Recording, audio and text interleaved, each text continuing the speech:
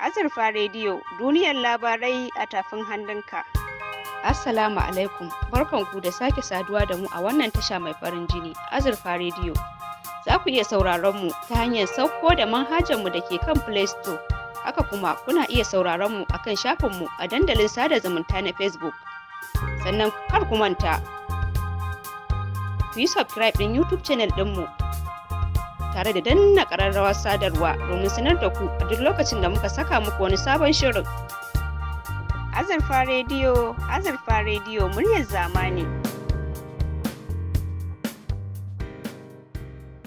Lamarin da ya yi kama da cewa murna ta koma ciki domin jama'a sun fara nuna jin daɗin su akan farmakin da sojojin sama suka soma kaiwa ga 'yan ta'adda, har an fara tunanin cewa an kusa kawo wa ƙarshen wannan matsalar. Sai gashi 'yan bindigar suna mayar da ramuwar gayya ga mazauna ƙauyukan gabascin Isa. Na tuntuɓi wani ɗan asalin garin na Isa wanda kuma shine shugaban rundunar adalci a jihar Sokoto, Bashir Altine Goyawa, wanda ya ce akwai buƙatar ɗaukar matakai na bai ɗaya tsakanin soji a lokacin kai waɗannan hare-hare akan 'yan bindigar. A waɗannan jirage waɗanda ainihin ke zuwa suna wannan aiki na bin ainihin tun gaggacin waɗannan 'yan ta'adda suna jefa musu bamabamai, su ne suka je suka gabatar da aiki. Maimakon a ce yadda sojojin sama suka biyo suka tarwatsa wuraren nasu, a ce akwai sojojin ƙasa sun bi a ƙasa sun tattare inda su za su kulluwa su shigo cikin jama'a, sai ba a yi haka nan ba. A sanadiyar haka nan ne suka fantsama suka cikin jama'a, suka hana mutane shaƙa, suka tayar da mutane da hankali cikin garuruwan, suka kori jama'a mutane akalla garuruwa 31 gabacin Isa waɗanda ba su gidajen, wasu sun yi shinkafi, wasu suna nan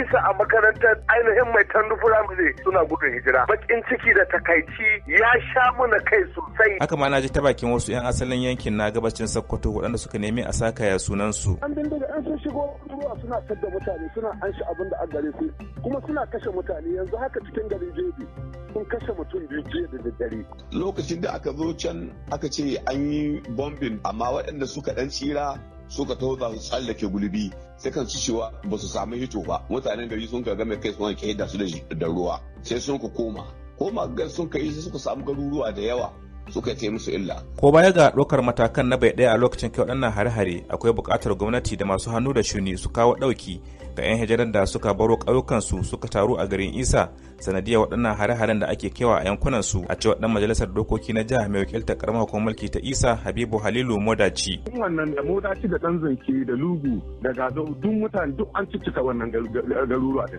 yan gudun fadila sun cika waɗannan wurare. Saboda ka faɗin ta ɗaya bane. Nan Isa ma kamar yadda ka sani an riga muna da labarin sun zo sun cika garin Isa. Mutanen Isa suna fama da tasu matsala. Yanzu ga wata matsala ta ta iske su ta yan uwansu. So kaga wannan abu ne suna da nauyi kwarai da gaske. Dama duk wanda abun da mutane suka fi so irin kayan abinci. Ko baya ga jami'an sojoji da aka girki a ƙananan hukumomin Isa da Sabon Birni, gwamnatin Bal a kwanan baya ya shaida wa jama'ar yankin cewa ma'aikatar lamuran 'yan sanda ta ce za a kafa rundunar 'yan sandan ko ta kwana a yankin domin samar da tsaro a yankin. Sai gashi hare-haren sojan sama ya tunzura 'yan bindigar sun soma saukar da nauyin ga jama'ar ƙauyukan yankin. Muhammad Nasir,